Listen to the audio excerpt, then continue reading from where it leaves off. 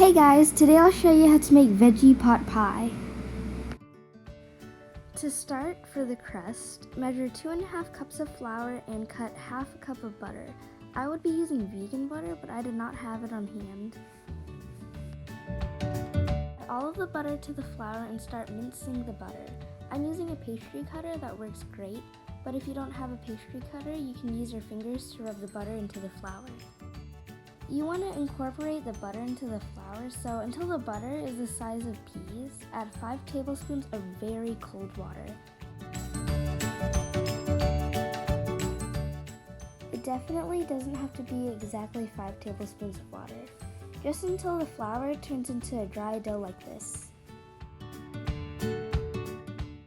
Pat the dough into a flat square, then cover in saran wrap and refrigerate from 1 hour to overnight. So now to get started on the pot pie filling. Pour 2 or 3 tablespoons of olive oil in a large pot and add 1 medium-sized onion. Once the onions turn brown, add 1 sweet potato and 1 normal potato. You can use either red or gold potato, either one works fine. I'm actually doubling this recipe because it tastes good.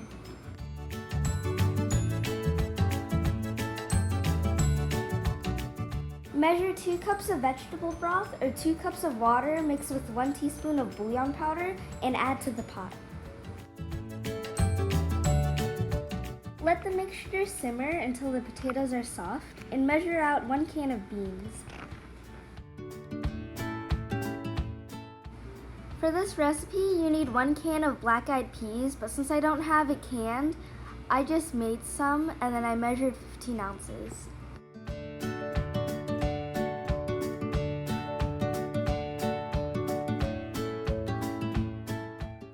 In a small bowl, measure out half a teaspoon of fennel seeds, half a teaspoon of celery seed, half a teaspoon of thyme flakes, a 1/4 teaspoon of black pepper, a teaspoon of ground white pepper, and half a teaspoon of salt. The measurements that I'm saying is for the recipe that you don't double. So right now, the recipe called for 1 teaspoon of white pepper, but I used 2 teaspoons. At around 10 minutes of simmering, the sweet potato and the potato should be soft by then. Add in all the seasonings and mix.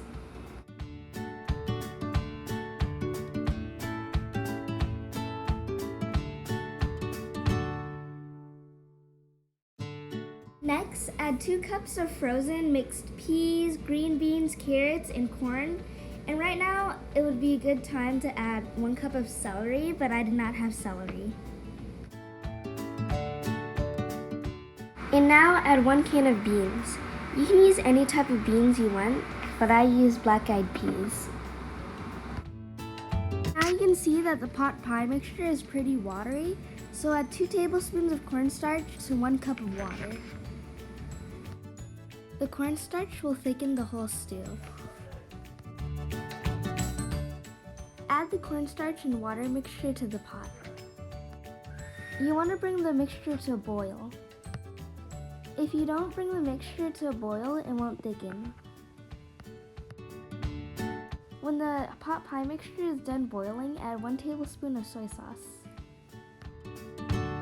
You can taste the stew now and see if it needs any salt. Right here, I'm trying to show you how thick the stew should be. Now is a good time to thaw out some frozen dough. You can use store-bought pie crust or store-bought puff pastry. I made my own pie crust. The pie crust might be a little bit hard and dry from leaving it in the fridge for too long.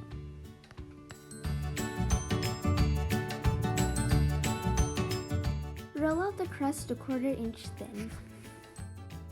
You can use a casserole dish if you wanted to, but I have these mini ramekins that are good for pot pie.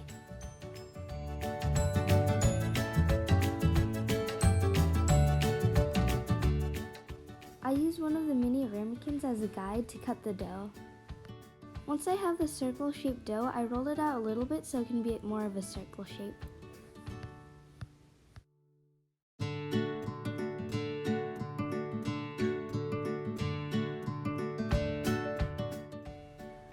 Once you put on the crust, brush the top with some almond milk. Cut 2 slits with a sharp knife so the pot pie mixture won't explode out of the ramekin. Like I said, you don't have to use mini ramekins. You can use pie dishes or casserole dishes. I even used a cake pan. I rolled out more pie crust, but this time it's ½ inch thick since the pot pie is bigger, so I like it with more crust.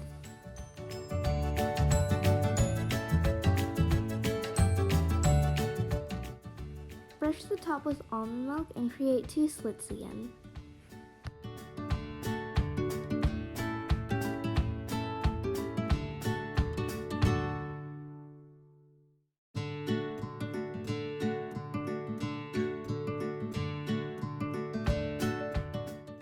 I like to put all of my mini ramekins on a baking pan so I can transfer all of the ramekins easier.